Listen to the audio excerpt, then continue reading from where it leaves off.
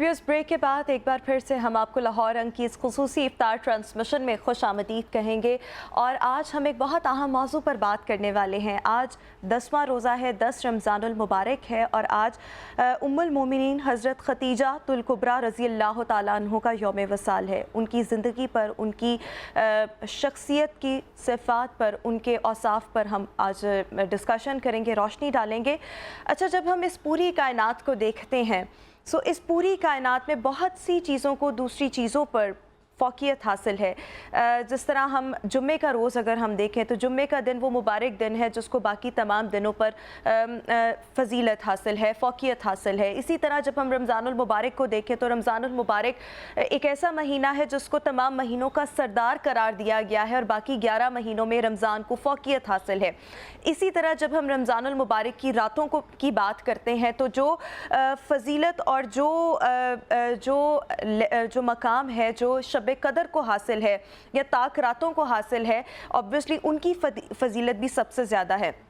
इसी तरह जब हम बनी नू इंसान की बात करते हैं, तमाम इंसानों को भी एक दूसरे पर फ़ौक़ियत हासिल है कुछ खुसूसियात की बिना पर। हम अगर अंबिया कराम अलैहिस्सलाम से शुरू हो जाएं तो अंबिया कराम बाकी तमाम इंसानों से बहुत बेहतर है, लेकिन अंबिया कराम में नबी पाक सल्लल्लाहु अलैहि वसल्लम, उनका उसवा, उनकी शख्सियत सबसे ज़्यादा फ़ौक़ियत हासिल है अंबिया कराम में। नबी पाक सल्लल्लाहु अलैहि वसल्लम ने जिन ख़वातीन से निकाह किया, वो भले कलील मुद्दत के लिए था या तवील मुद्दत के लिए, वो तमाम ख़वातीन जो नबी पाक सल्लल्लाहु अलैहि वसल्लम के निकाह में आई, उनको पूरी दुनिया में जितनी भी ख़वातीन हैं उन पर फ़ौक़ियत हासिल है। जब हम हज़रत खतीजा रज़ी अल्लाह तआला अन्हो का ज़िक्र करते हैं तो वो नबी पाक सल्लल्लाहु अलैहि वसल्लम की पहली बीवी, पहली ज़ौजा मोहतरमा और इसके साथ साथ हमारी उम्मत की, नबी पाक सल्लल्लाहु अलैहि वसल्लम की उम्मत की पहली माँ थी। और अज़वाज मुत्तहरात में भी हज़रत खतीजा रज़ी अल्लाह तआला अन्हो को बरतरी, फ़जीलत और फ़ौक़ियत हासिल है। नबी पाक सल्लल्लाहु अलैहि वसल्लम का जब हज़रत खतीजा रज़ी अल्लाह तआला अन्हो से निकाह हुआ तो बहुत से लोग, हम सब ये जानते हैं, बचपन से पढ़ते आए हैं कि नबी पाक सल्लल्लाहु अलैहि वसल्लम की एज जो थी उस टाइम 25 ईयर्स थी और हज़रत खतीजा रज़ी अल्लाह तआला अन्हो वो 40 साल की थी। फिर उनकी औलादें 4 हुई, रिवायात में है 4 हुई, कुछ रिवायात थोड़ी मुख्तलिफ भी हैं, लेकिन हज़रत फ़ातिमा रज़ी अल्लाह तआला अन्हो उनमें से बची। और फिर हज़रत इमाम हसन, हज़रत इमाम हुसैन रज़ी अल्लाह तआला अन्हो की हज़रत खतीजा रज़ी अल्लाह तआला अन्हो नानी भी थी। हस्ब नस्ब डिस्कस करेंगे, उनके वसाल को भी डिस्कस करेंगे, उनकी शख्सियत को भी डिस्कस करेंगे। और हम आज की अगर ख़वातीन की बात करें, आज के मुआशरे की, तो वो जितनी आज़ाद ख़याल हैं और वो अपने रख रखाव को, बाउंड्रीज़ को सेट करते हुए जो हासिल करना चाहती हैं, जो काम करना चाहती हैं, हज़रत खतीजा रज़ी अल्लाह तआला अन्हो आज से कई 100 साल पहले उन तमाम शख्सियात की हामिल थी और उनकी ज़िंदगी तमाम ख़वातीन के लिए एक अमली नमूना है। इसको भी हम डिस्कस करेंगे। हमारे साथ डिस्कशन के लिए हमें मजहबी स्कॉलर्स ने ज्वाइन किया है। मुमताज़ आलिम दीन है, 2 शख्सियात हैं, दोनों का तारुफ बारी बारी करवाती चलूँ। हमारे साथ सबसे पहले मौजूद हैं मजहबी स्कॉलर प्रोफेसर अतीकुल्लाह उमर साहब। प्रोफेसर साहब, बहुत शुक्रिया आपकी तशरीफ़ आवरी का। और इसी के साथ साथ मारूफ मजहबी स्कॉलर हाफिज़ गुलाम अली आवान साहब भी आज हमारे साथ इस खुसूसी नशरियात का हिस्सा होंगे। आगाज़ करेंगे प्रोफेसर साहब आपसे। प्रोफेसर साहब, सबसे पहले मैं ये डिस्कस करना चाहूँगी कि हज़रत खतीजा रज़ी अल्लाह तआला अन्हो कई 100 साल पहले, मतलब जब हम उनकी शख्सियत को देखते हैं और उनकी ज़िंदगी में हमारे लिए बहुत सा, मतलब वो रोल मॉडल थी। यानी उस वक्त उन्होंने अपने से छोटी उम्र के मर्द से शादी की। आज अगर हम देखें तो इस चीज़ को एक टैबू समझा जाता है, हवा बना लिया जाता है। फिर वो उस वक्त बहुत ही बाअसर खातून थी, फाइनेंशियली बहुत ज़्यादा स्ट्रॉन्ग थी। उनका कारोबार था जो आहिस्ता आहिस्ता मतलब उनको वरासत में मिला, फिर वो आहिस्ता आहिस्ता पूरे अरब और फिर मिडल ईस्ट तक स्प्रेड हुआ। तो तमाम चीज़ों पर रोशनी डालिएगा। बिस्मिल्लाहिर्रहमानिर्रहीम। सबसे पहले तो मैं लाहौर रंग न्यूज़ का बहुत शुक्रगुज़ार हूँ और आपको बहुत मुबारकबाद भी पेश करता हूँ कि इतनी अच्छी ट्रांसमिशन में बहुत अच्छे जो हमारे मौज़ूआत हैं उसको आप टैकल कर रहे हैं।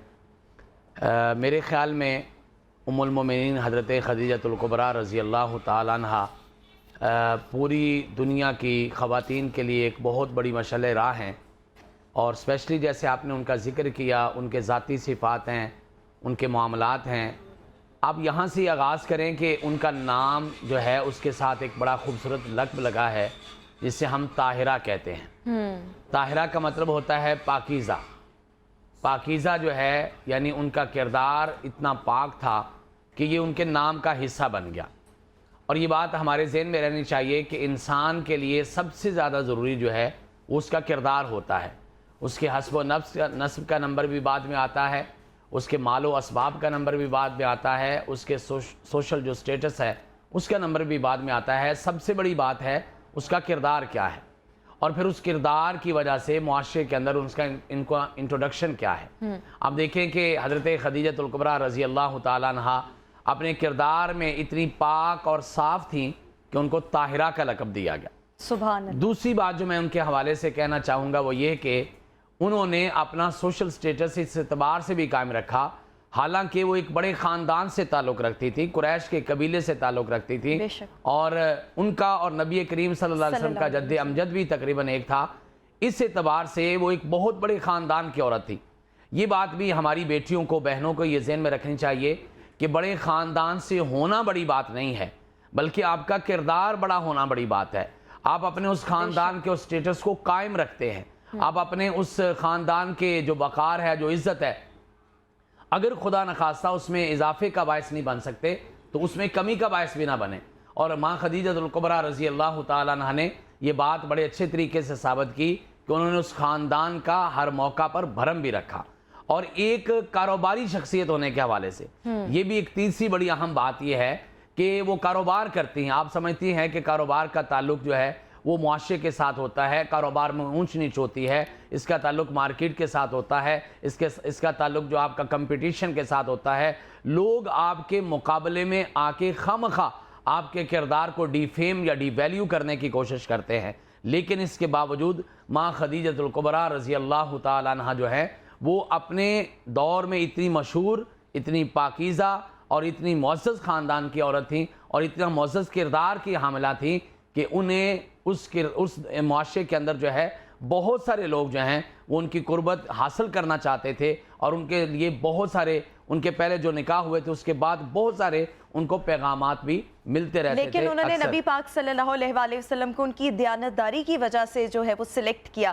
اچھا پروفیسر صاحب, میں ذرا اب حافظ غلام علی صاحب کا بھی رخ کرنا چاہوں گی.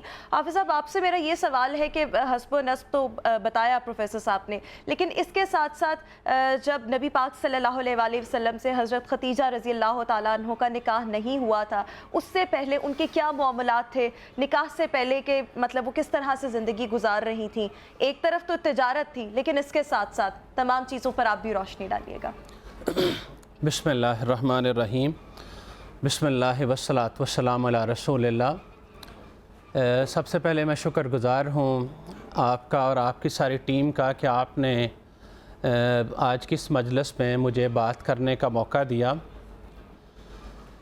میں آپ کے سوال پر آنے سے پہلے یہ عرض کرنا چاہتا ہوں کہ ماں کا جو لفظ ہے نا, اس میں بڑی اپنائیت ہے, بڑی مٹھاس ہے. یہ لفظ سن کے ہی انسان کے من میں ایک تسکین کی لہر دوڑ جاتی ہے. اور ہر اولاد اپنے ماں باپ کی عزت کرتی ہے, اس کا ذکر کرتی ہے, اس کی شان بیان کرتی ہے. آج ہم جس ماں کا ذکر کر رہے ہیں نا جی, وہ کسی ایک فرد کی ماں نہیں ہے, بلکہ ساری کائنات کے مومنوں کی ماں ہے. بے شک. ساری کائنات کے مومنوں کی ماں ہے.